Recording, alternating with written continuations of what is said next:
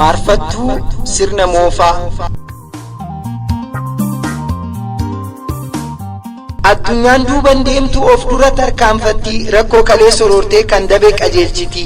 malee nama nidditu muuxattee akka bofaa biyya keenyatti gartuun of tuultuu sirna moofaa ilaalcha aseewwanii kan bulchunuma qofaa baatanii hardhasiyyuu maal jarri sammuu doofaa. Oromoon saba guddaa dhugaan garaa bal'atu ummata jibbaan beene kan diinallee hammatu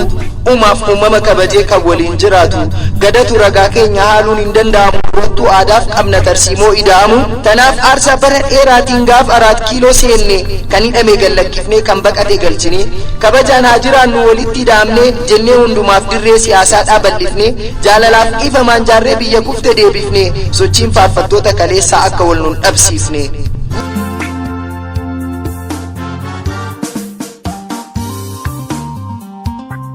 Utu Amaaraa miti kalees murna nafxanyaa nafti Awurooppanotaan nu saame haqa keenya faarfattoonni kaleessaa hawwituun sirna durii hardhas nurra kaayyachuuf diriirsite harka turii dhiigaaf lafee kaffallee kumaatam dhabnee lubbuu gita bittaa awwaallee nutti hin deebisin rabbuu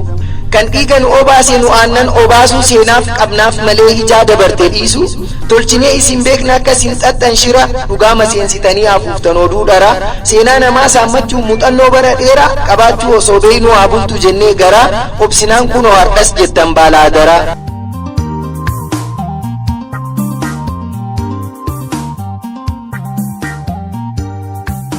Haqa keenyaaf kaleessas lafeen keenya boba'e dhiigni ilmaan Oromoo isiniin dhangala'e ciniinnanneetu osoo laalannuu akka badaa dhiifaman isiniin jennaan maaf fakkeessitan sodaa kaayyoo kufaa kaleessaa deebisuudhaaf booddeetti abjootu jirtan ijaaruuf Itoophiyaa takkitti biyyi sabaaf sablammii 80 baadhattu tanaadaaf afaan tokko abadan lamuun taatu lafa teenya weeraruun maqaarraa jijjiirtanii seenaa gootota keenyaa keessan fakkeessitanii dhugaa keenya saamtanii ofiin barreessitanii yebalaayizer jettanii balaayizer laqa qilxu qaanii malee softanii harra boollatam littu harras akkan qajeelle haqni kaleessa dabeeqee qajeelaa dooyyoo tufaamunaaf abeebee finfinnee nutti falmuuf jettan Addis Ababee federaalizimii waliin ijaarre diigaa jirtu alaabaa federaalaa urjii gidduudhaa cirtu jijjiirrachuu barbaannaan mareedhaan walii galte gooneeti malee hunduu naasii beekaan dura hafte.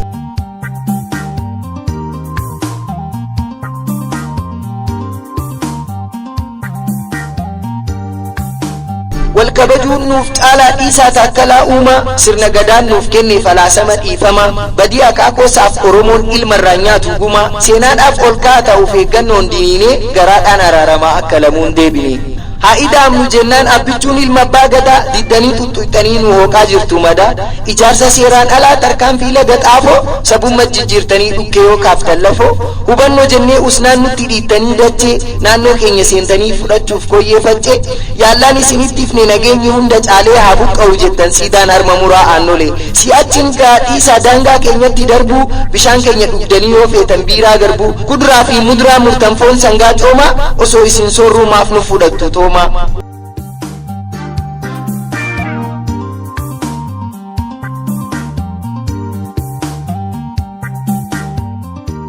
Miidiyaa banattanii soba meeqa gabaaftu sangaan dhale jettanii ummata walitti kaaftu weeraramtee maan kaaneen waraana labsaa ooltu bilisummaa miidiyaa saba biraa sarbitu isaadhaaf lallabu haa cufamuuf iyyitu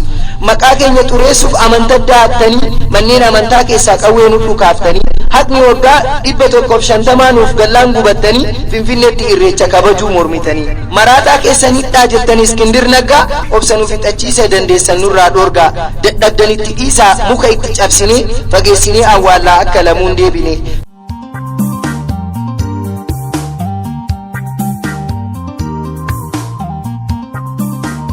Kaleessa gaafa qeerroon daandii gubbatti duute eessa jirru warri har'a zarraaf hin dachee guute biyya bilisoomtetti dhiisaa hin dhaaddatinaa obsa sodaasitanii nun dogoggorsiisinaa dhagaaf muka buqqiftu Oromoon hin xinnaatu nuuf ragaan bara baraa gocha keenya fakkaatu sablammoota nagaan Oromiyaa jiraatu har'as isin ukkaamsa abbaa kiyyarraa dhaalee jettee hin abjootii yaa murna of wallaale biyyatti isin dabala Oromoon gaafa lole waraaboo mi'eeffatee lammaffaa nutti yuusa jarri rafee nuun bulu tokkummaa keenya cimsaa. Galatoomaa horaa bulaa walaleessaan Huseen Hajiwaayyuu lixa Harargee magaalaa Cirorraa.